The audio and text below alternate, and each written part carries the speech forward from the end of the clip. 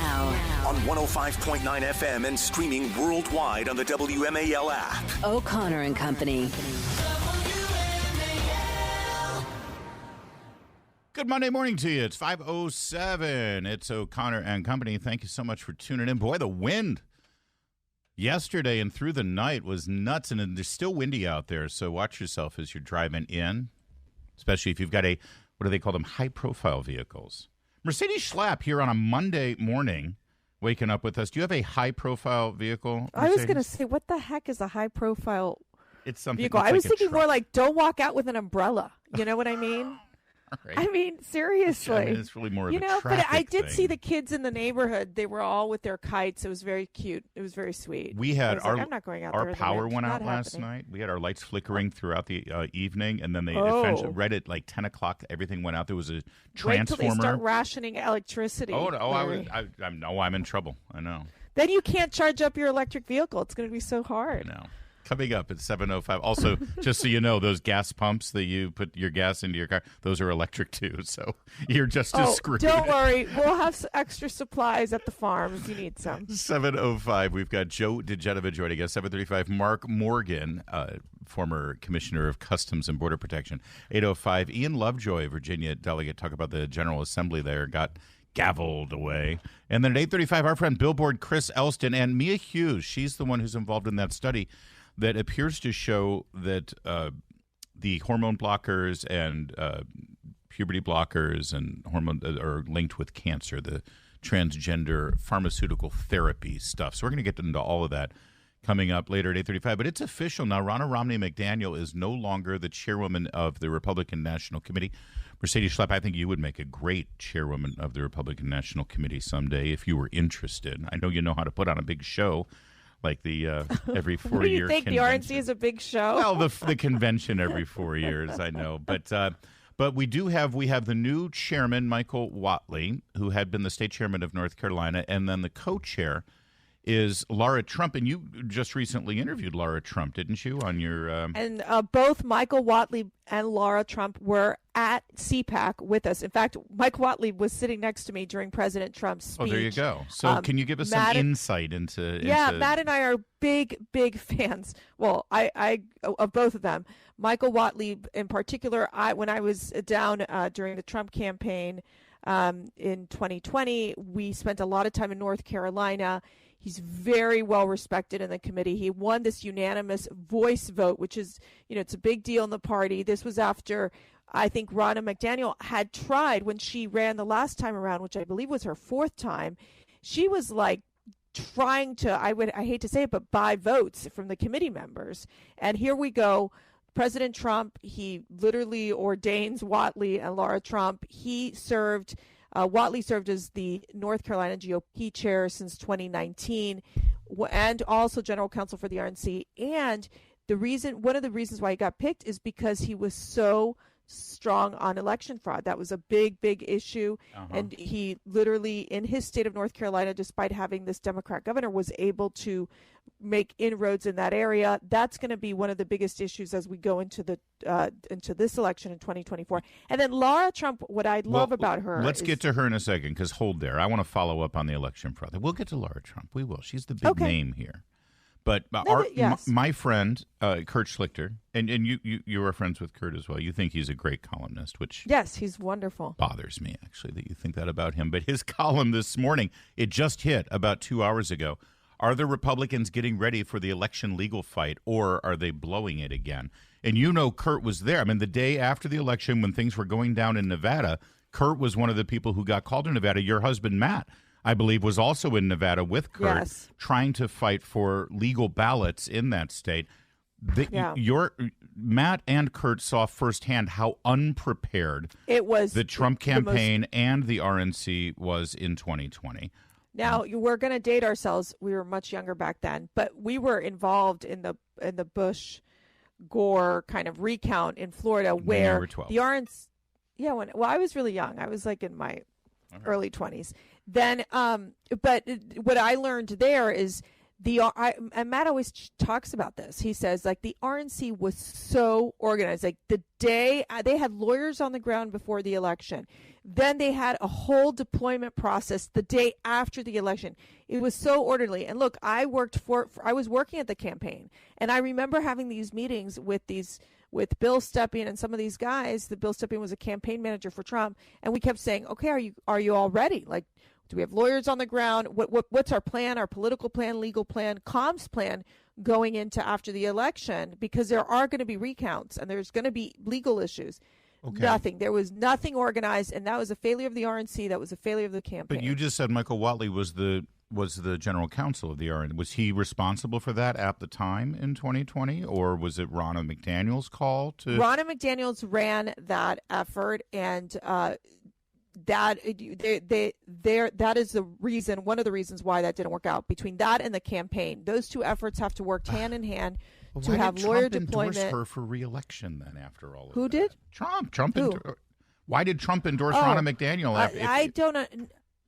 No, he stayed out of that second. Well, that's the same same as time endorsing. Around. He didn't come out and say, Ronna's got to go. He didn't come out and say this is my pick, right? Yeah. But he didn't end up endorsing her. Trump stayed out of that particular. So you're telling me, race, lesson learned. Michael Whatley, now in charge of the RNC, they're going to marshal their forces and they're going to be proactive. Look, they're going to need it. This is a critical moment of getting the right lawyers in place. As you mentioned in the 2020 election, I think they had like real estate lawyers involved in some of some of these deployments. We need strong election lawyers in place to deal with what's coming ahead. Wayne County, Oakland County, Michigan, and Fulton County, Georgia, and Maricopa County, Arizona, and all of the.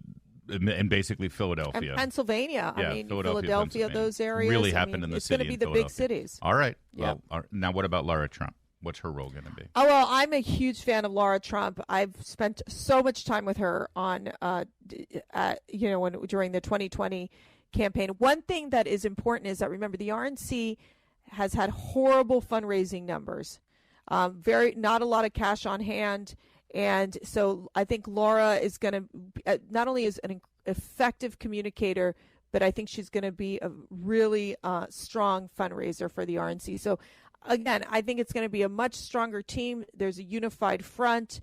Whatley understands the pressure that's on him to succeed. Yeah. And we knew, I remember when Ronna was running again, I kept saying, why is she running? Like, there's no reason for her to run. And I had committee members coming to me saying, you should run. And I was like, we have enough going on with CPAC. There's a lot of work to do there. I believe. But I'm really honored to know both of Michael and know Laura. I believe. I think they'll do an excellent job. I told you should run too. I mean, I'm not a committee member. It doesn't matter. It doesn't matter. Yeah, you have to be a committee. There's only 162 that vote on it. I can't remember. It's like how many is it? But yeah. I did. I said you should run. Remember, I was there. I was one. All right. You were. And I'm much happier being on the radio with you. All right. There you go. Michael Whatley's going to sort of be the guy in terms of logistics and operations, and he's going to be focused on the lawsuits over election fraud. Lara Trump's going to be out there raising money and doing a lot of the media appearances. Okay, good. But what does the RNC need to do to get us across the finish line? And not just President Trump, but down ticket, get a majority in the Senate, grow the majority in the House. It's not just raising money, it's how they spend that money. So we're going to get into that part next. Mercedes knows a little bit about that stuff, too. It's almost like we have a professional political operative here for 4 hours with Mercedes. My husband is more the political professional operative. That's right. You're in charge of the comms department of the Schlapp family. Exactly. But we will get into more with Mercedes in a moment. But first, it's 5:15. WMAL traffic and weather every 10 minutes. First on the fives. Jamie Witten's in the Hadid Carpet Cleaning Traffic Center. WMAL. Making sense of the news. Live from the Home Paramount Pest Control Studios. Home Paramount, the leader in pest control since 1939. WMAL. More than just politics, because laughter is the best medicine. Download the WMAL app to stream us for free. Now, how the RNC raises that money is how they spend the money they raise is critically important, too. And, of course, there's been some discussion about how much of the RNC's budget goes to the Trump legal defense. And also, is it a all or nothing thing, or maybe it's appropriate for RNC money to go to certain aspects of Trump's legal defense? For instance, the issues related to January 6th and in Fulton County dealing with ballot contention and things like that, because that's an electoral thing versus, Stormy Daniels stuff in New York. Either way, the Trump legal calendar between now and Election Day is loaded, sadly, unfortunately. And Mercedes, what do you think the RNC's priority is going to be here with their money? I know that there's been discussion about some of that money being available for the president's legal defense, but also, a lot of us would like to see Scott Pressler get some money so he can continue his on-the-ground efforts in these swing Scott states, Pressler, registering I think, voters. Right. He got $5 million from Turning Point through their efforts to register voters, so that's on the move. I think for the RNC, and the focuses with Whatley is on getting out the vote and also protecting the ballot. That's what he said to the RNC members, which is where they have to be. That has to be the focus. I think what happened is that they ended up with the RNC was being managed, or there was a lot of money being spent on quote unquote consultants, and they were getting a ton of these side deals. And so there was definitely a sense that there was the mismanagement of money, where the priority was not about the get out the vote efforts and especially on the election integrity. Or protecting the ballot. So I think that was a big issue that we saw. And then when it came out that they were spending a lot of money on flowers, on booking Ronna McDaniel on TV, there was a lot of disgruntled members. And you had these individuals who were donors who said, "I'm not giving any more money to this. This ship, is sinking. We have big issues, and this is not working. They need a change." So this is a fresh start. It is much needed at this point, and you have an experienced chairperson who knows what's at stake, and I think that he will work well with the Trump campaign. And the key is you have to have the RNC and the campaign work hand in hand. Yeah. And build out your deployment efforts, your election, what you need to get done in terms of election integrity early on. Well, and President Trump famously always sort of downplayed a ground game. And during the primaries, I remember back in 2016, he says, ground game, I need a ground game. I'm going to come in, I'm going to do my rally, my voters will get there. But we do need a ground game, don't we, in the general election, especially considering... Guess who ran the ground game in Florida, hugely successful, was Susie Wiles.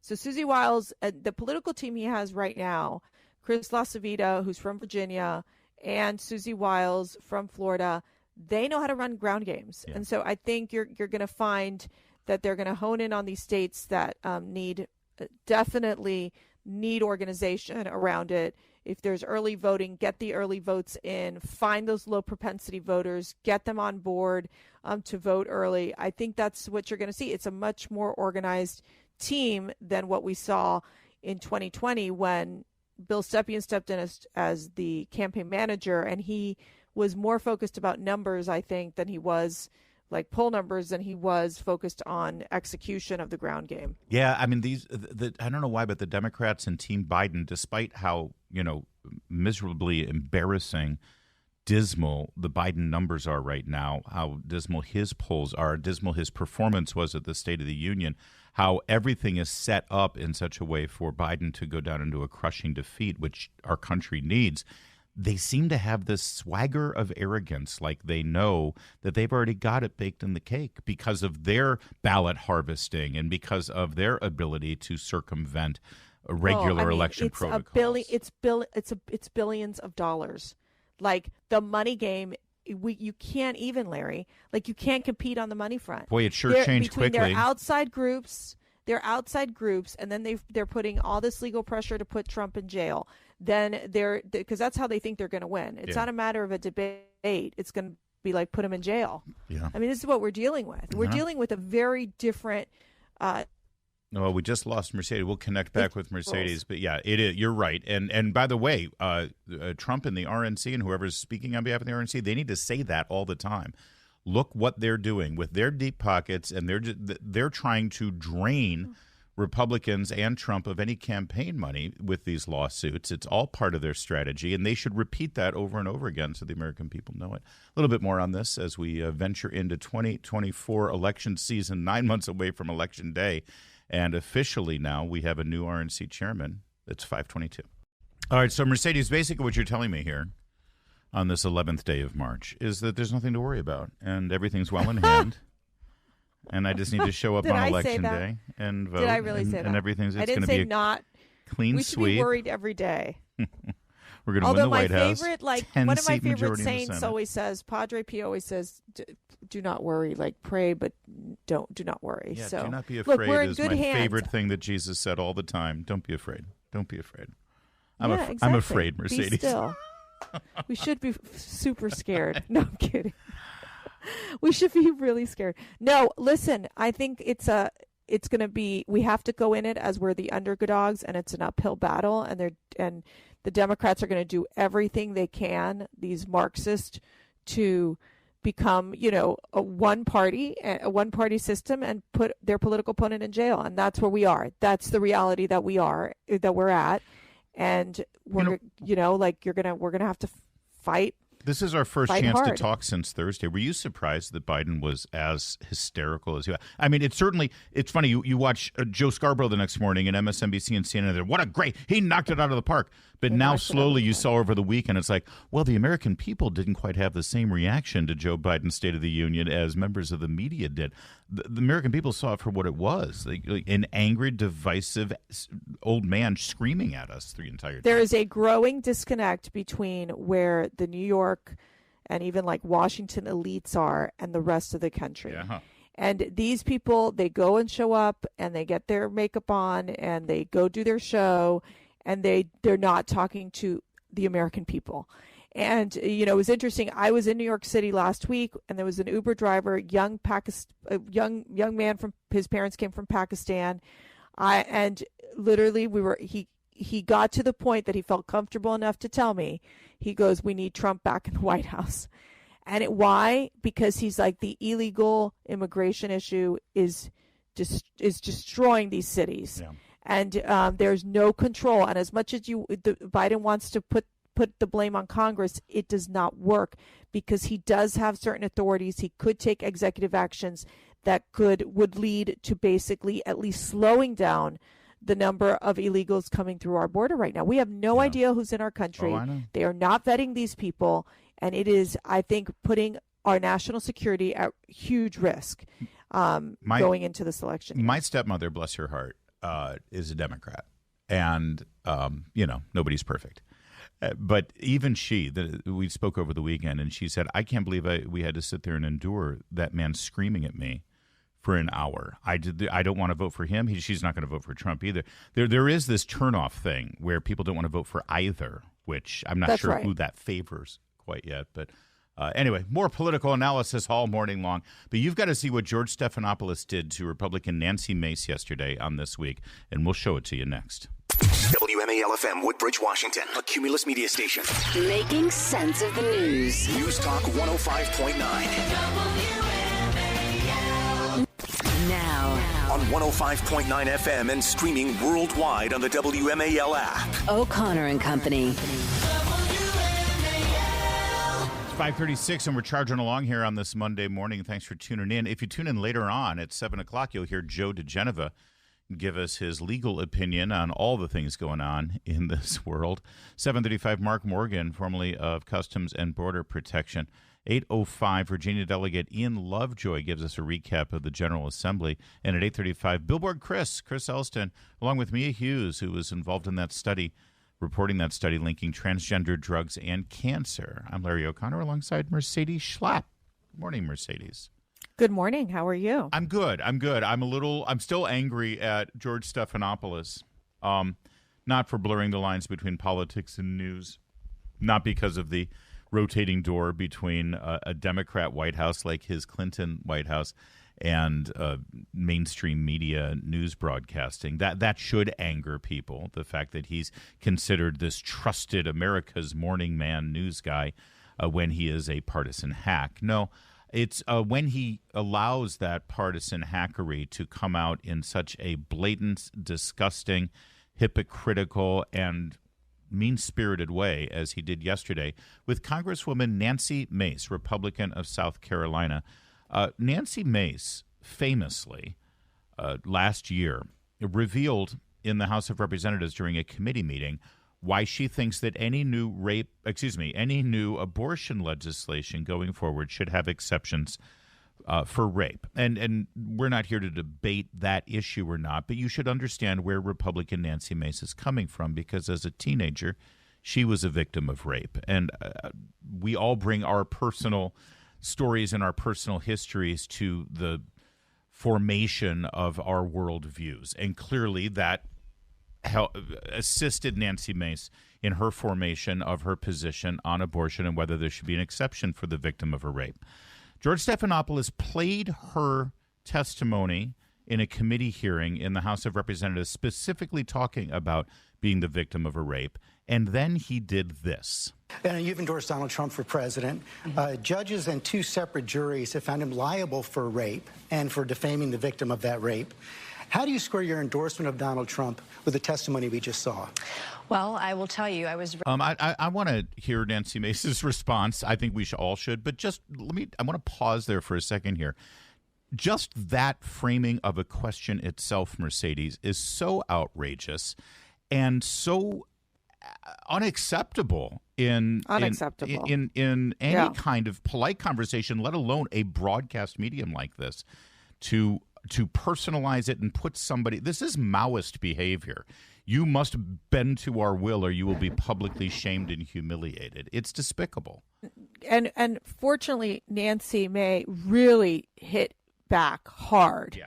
She was appalled by how Stephanopoulos treated her. He should apologize to her after that loaded, using the video and then leading into that question about Donald Trump, where we know for a fact that, as I think Byron York said, I mean, he was not liable for rape. They're going after him. It's a civil case, not a criminal case, and it was just a cheap shot. Coming out of George Stephanopoulos. And you're right, it was a lie. A judge and a jury did not find him liable for rape. In fact, the jury specifically did not reach that conclusion. So let's hear Nancy Mace push back here. And then you'll hear George Stephanopoulos kind of on his heels because he's not used to pushback. As you hear this response, I'm now going to let it play and I won't interrupt it.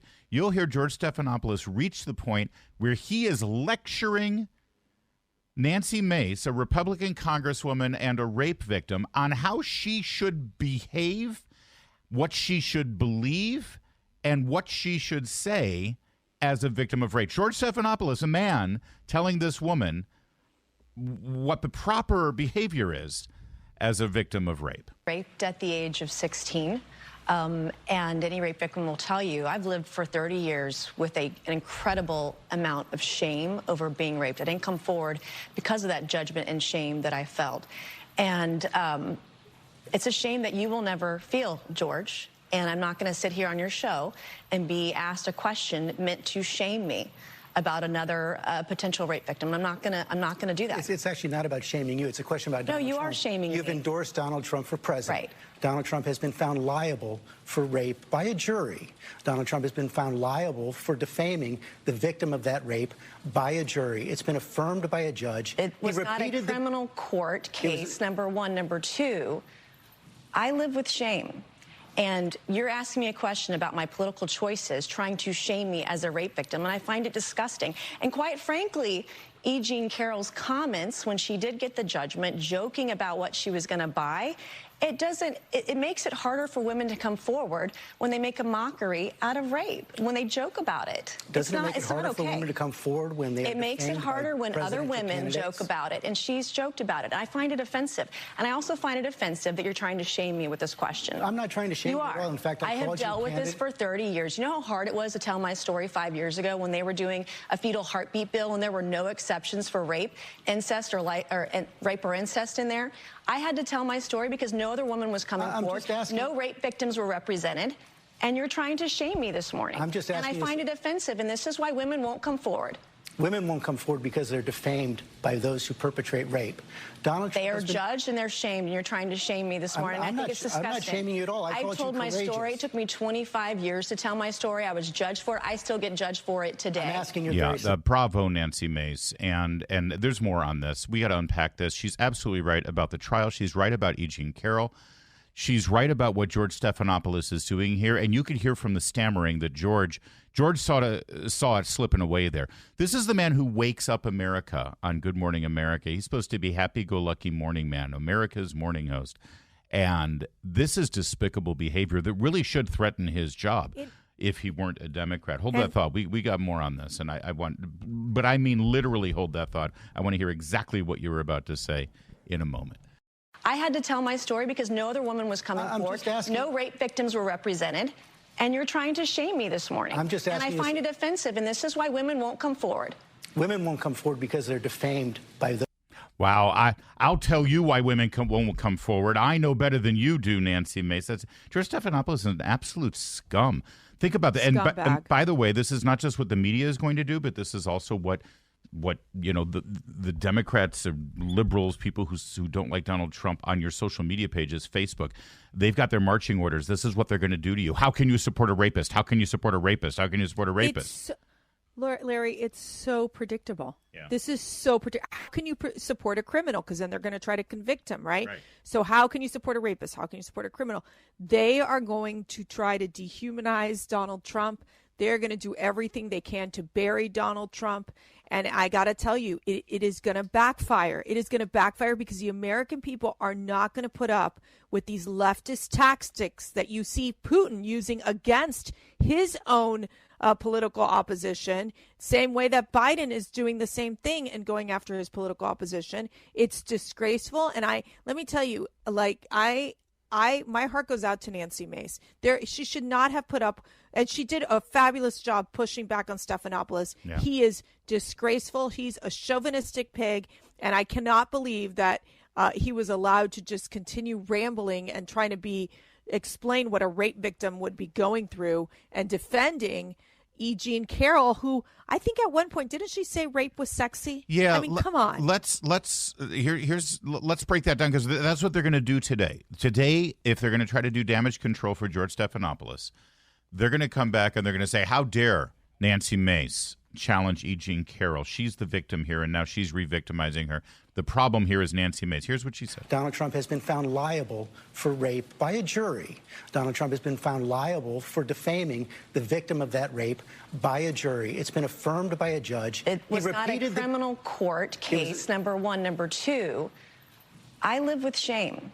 And you're asking me a question about my political choices, trying to shame me as a rape victim, and I find it disgusting. And quite frankly, E. Jean Carroll's comments when she did get the judgment, joking about what she was going to buy, it makes it harder for women to come forward. That's right. And here was E. Jean Carroll with Rachel Maddow the day after she got her settlement. You've talked about using some of Trump's money you're about to get to help shore up women's rights.